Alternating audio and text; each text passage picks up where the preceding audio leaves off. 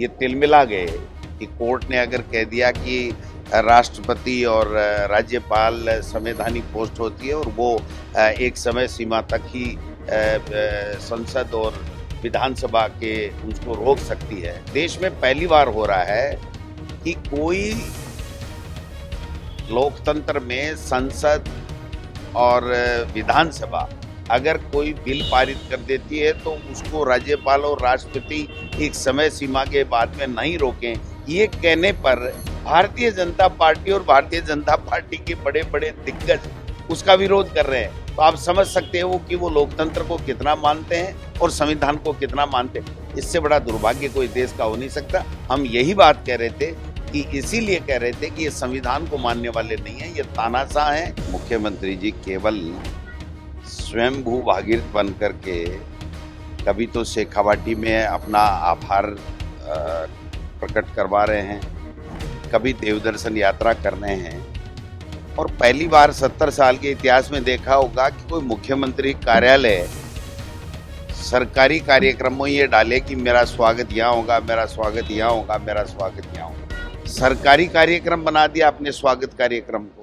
अभी तो supreme court ने इनको सब कुछ बता दिया, और ये छोटी सी बात से लेकर के उपराष्ट्रपति, बीजेपी के नेता, सारे के सारे लोग सुप्रीम कोर्ट और हाई कोर्टों के ऊपर टूट पड़े।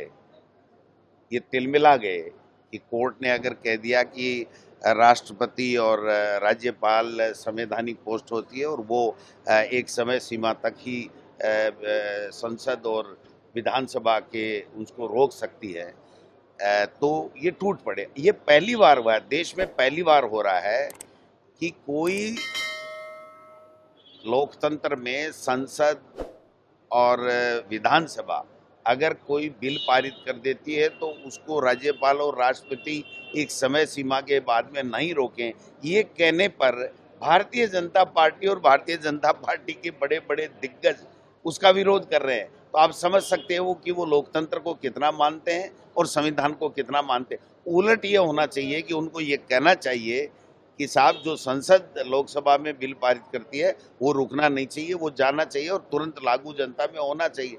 जनता के लिए ही तो वो पारित किया जाता है। और ये कह रहे हैं नहीं, राष्ट्रपति और राज्यपालों को पूरे असीमित अधिकार हैं कि वो चाहे जब रोक सकते हैं, सुप्रीम कोर्ट उस पर टिप्पणी नहीं कर सकता। इससे बड़ा दुर्भाग्य कोई देश का हो नहीं सकता। हम यही बात कह रहे थे कि इसीलिए कह रहे थे कि ये संविधान को मानने वाले नहीं हैं, ये तानाशाह हैं और ईडी इनकम टैक्स का दुरुपयोग कर रहे हैं। अब राहुल गांधी जी और सोनिया जी पे 14 साल बाद में बंद केस को वापस इस तरीके से चार्जशीट पेश करना, क्योंकि इनके झगड़े हैं, ये 75 साल भी प्रधानमंत्री जी को हो गए, उन्हीं का नियम लागू किया हुआ है और राष्ट्रीय अध्यक्ष भी इनसे बन नहीं पा रहा है, आरएसएस में इनमें झगड़ा है। तो उससे ध्यान बटाने के लिए ये क्या करें, तो आनंद फानंद में राहुल जी और सोनिया जी के ऊपर इन्होंने जो है वो चार्जशीट कर दी। ये कोर्ट में ठहरेगी नहीं। हम लोगों ने कल जिलों में, प्रदेश में और ब्लॉक्स में प्रदर्शन किए हैं, और अब संभावित है, अभी फाइनल नहीं है, लेकिन 28 तारीख को हमारे राष्ट्रीय अध्यक्ष राजस्थान में आने वाले हैं और बड़ी मीटिंग करके हम इनको बता देंगे कि ये चलने वाला नहीं। बीजेपी का कहना है कि ये जब केस था ये कार्रवाई आगे केस कोई भी दर्ज कर ले, लेकिन आप 11 साल से देश के प्रधानमंत्री हो, आप क्या कर रहे हो जी? आपने 5-5 दिन तक पूछताछ की, उसके बाद में क्या मिला, और आपने आज तक क्यों नहीं बताया कि इसमें क्या गड़बड़ है? नो प्रॉफिट की जो कंपनी है, और उसमें कहाँ दिक्कत है? न सैलरी ली, न कोई प्रॉफिट है, न कोई संपत्ति कोई ली गई, न संपत्ति को बेच सकते हैं, तो फिर उसमें कैसे ईडी आ गई साहब? आप बताओ। और बीजेपी के नेता के एक भी कैसे नहीं आई इस 11 साल में? कोई है ऐसा नेता? जो कांग्रेस या विपक्ष के नेता थे उन पे आरोप लगाते थे, केस दर्ज करते थे, और वो बीजेपी ज्वाइन कर लेते हैं, सब खत्म हो जाता है।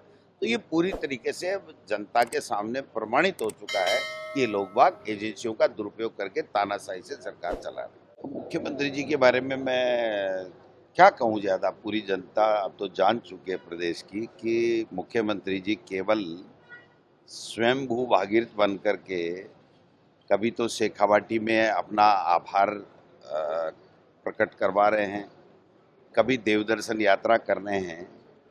और पहली बार 70 साल के इतिहास में देखा होगा कि कोई मुख्यमंत्री कार्यालय सरकारी कार्यक्रमों ये डाले कि मेरा स्वागत यहाँ होगा, मेरा स्वागत यहाँ होगा, मेरा स्वागत यहाँ होगा।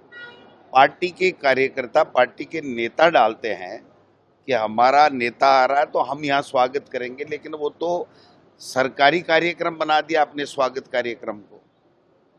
और जो बातें वो बोल रहे हैं उनमें कोई दम नहीं है। वो 1.5 साल से हम लोग सुन रहे हैं।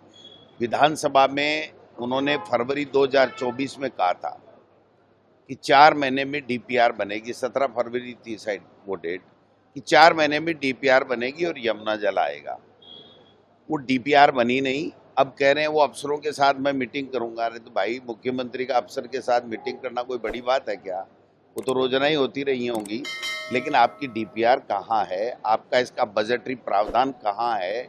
कितना पैनी आएगा, कितना कहाँ क्या होगा, अभी तक कोई नहीं है। और डीपीआर की तारीख ही बता दो कम से कम। तो आप बार बार ये जो यात्राएं कर रहे हो, किस बात की कर रहे हो? मेरे शेखावाटी में कल थे वो, तो मैं वहाँ की बात बताना चाहता हूँ कि 8,000 करोड़ के लगभग की जो इंदिरा गांधी नहर परियोजना का जो पानी था, वो आने के लिए वित्तीय स्वीकृति कांग्रेस शासन में मिल गई थी। केवल उनको टेंडर प्रक्रिया करना था। उन्होंने 2024-25 के बजट में भी उसको फिर डाल दिया। फिर भी आज की तारीख तक कोई टेंडर नहीं है, कोई वर्क ऑर्डर नहीं है, कोई काम नहीं है। और लैंड ऑर्डर की जो स्थिति बनी हुई है आप सबके सामने है। आज गर्मी में लोगों को पानी पीने का मिलना, हीट वेव से लोगों को बचाना, बिजली कैसे लोगों को मिले इस गर्मी से राहत के लिए, वो प्राथमिकता होनी चाहिए, या अपना स्वागत कराने के लिए घूमना। मुझे लगता है ये जो दिल्ली के दौरे रोजाना हो रहे हैं उसमें कहीं न कहीं कोई न कोई मुख्यमंत्री जी को तकलीफ आने वाली है। इसलिए उन्होंने आनन फानन में इस तरीके के दौरे बनाए हैं, लेकिन उनमें लोग नहीं आ रहे हैं।